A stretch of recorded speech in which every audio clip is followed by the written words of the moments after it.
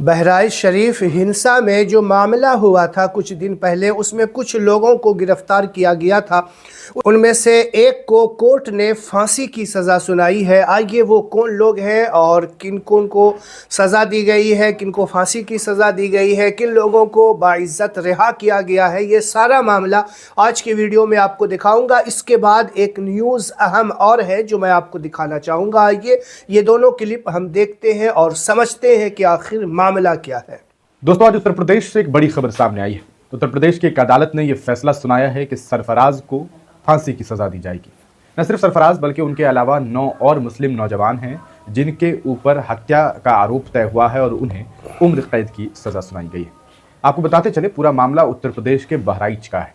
याद कीजिए, आज से लगभग ठीक 1 साल कुछ महीने पहले का मामला है, जब उत्तर प्रदेश के बहराइच में दुर्गा पूजा होने के बाद मूर्ति विसर्जन के लिए जब गाड़ियों का काफिला निकलता है, उसी दरमियान एक हिंसा की खबर सामने आती है। ये पूरा का पूरा मामला उत्तर प्रदेश के बहराइच का है। तारीख 13 अक्टूबर जब दुर्गा पूजा में मूर्ति विसर्जन के लिए जब निकलता है तो रेहुआ मसूर एक गाँव है, वहाँ का एक लड़का है जिसका नाम राम गोपाल है, उसकी हत्या होती है। लेकिन ये सब कुछ कैसे होता है? असल में ये पूरा मामला बहराइच में एक जगह है जिसका नाम हरदी है। हरदी के पास महाराजगंज के इलाका है, उसी इलाके का ये मामला है।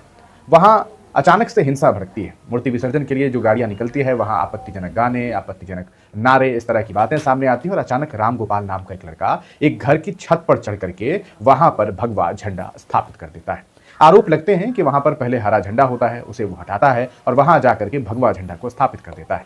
इसी दरमियान गोली चलती है और राम गोपाल की मौत हो जाती है। ये खबर पूरे उत्तर प्रदेश ही नहीं बल्कि देश भर में एक सनसनी की तरह फैलती है। लोग ये कहते हैं कि भाई ये कैसे हो गया। सवाल दोनों तरफ से उठते हैं। पहला सवाल तो ये कि राम गोपाल किसी की छत पे क्यों चढ़ा। दूसरा सवाल ये कि अगर छत पे चढ़ा तो वहां भगवा झंडा उसने क्यों स्थापित किया, जबकि मालूम था कि सामने वाला जो घर है वो किसी मुस्लिम समाज का है। इसके अलावा दूसरा सवाल ये शुरू हुआ दूसरी तरफ से कि आखिरकार राम गोपाल की हत्या किसने की, उसे गोली किसने मारी।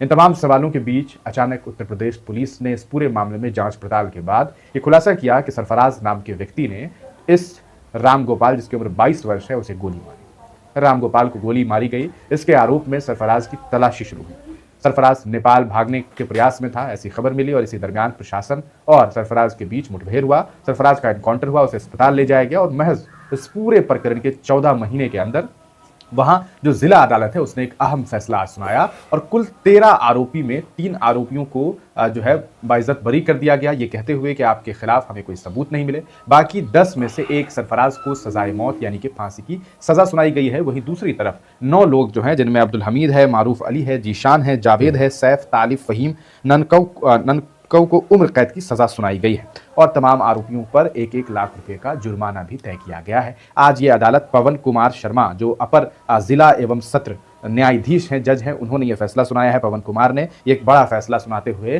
सरफराज को फांसी की सजा दी है। जिस राम गोपाल की हत्या हुई थी उसकी जो पहचान है वो रेहुआ मसूर गांव है, वो वहां का रहने वाला था और उसकी हत्या हुई थी। आप तमाम लोग इस मामले से बखूबी वाकिफ होंगे। तबारक व तआला ने एक और मौजज़ा और करिश्मा दिखाया है पूरी दुनिया को और हैरान है पूरी दुनिया। तावील की जा रही है, वजह बताई जा रही है, अलग अलग तरीके से लोग रिसर्च कर रहे हैं, तज्ज़िया कर रहे हैं, लेकिन सच्चाई यह है कि एक मौजज़ा है, एक करिश्मा है। ये वो है जो लोगों की सोच में नहीं आ सकता, ये इसकी कोई तावील नहीं की जा सकती। मैं बात कर रहा हूँ इस तस्वीर की। ये खाना काबा की तस्वीर है जो पिछले 4 दिनों से सोशल मीडिया पर वायरल हो रही है। अलग अलग कैप्शन के साथ लिखा जा रहा है। दरअसल अमेरिका के एक साइंटिस्ट ने, एक खलाबाज ने, स्टोनेट ने इस तस्वीर को शेयर किया और शेयर करते हुए अपने एक्स अकाउंट पर उन्होंने लिखा कि स्पेस से खाना काबा की ये मुक़द्दस तस्वीर है जिसमें सऊदी अरब का मुक़द्दस शहर नज़र आ रहा है और बीच में जो रोशनी नज़र आ रही है वो खाना काबा है, जो मुसलमानों के लिए सबसे मुक़द्दस मकाम है और दुनिया भर के मुसलमान यहाँ अक़ीदत और मोहब्बत के साथ आते हैं।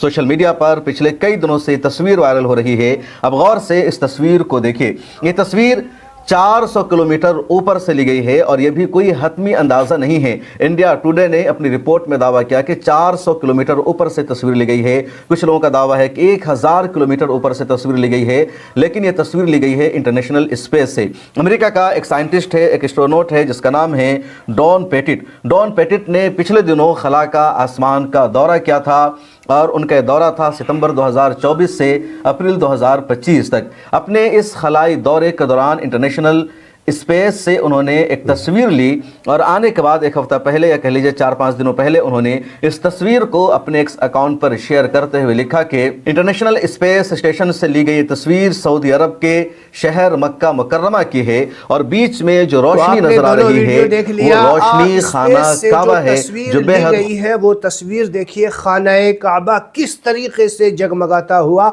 नजर आ रहा है और यहाँ इस तस्वीर से आपको इस्लाम की हक्कानियत, इस्लाम की सच्चाई बज़ाहिर खूब नज़र आ रही है, जो रोज़े रोशन की तरह आया होती हुई पूरी दुनिया में ये तस्वीर चमक रही है और इस्लाम की हक्कानियत को बयान करती हुई नज़र आ रही है। आपको ये वीडियो कैसा लगा कमेंट बॉक्स में हमें ज़रूर बताइएगा।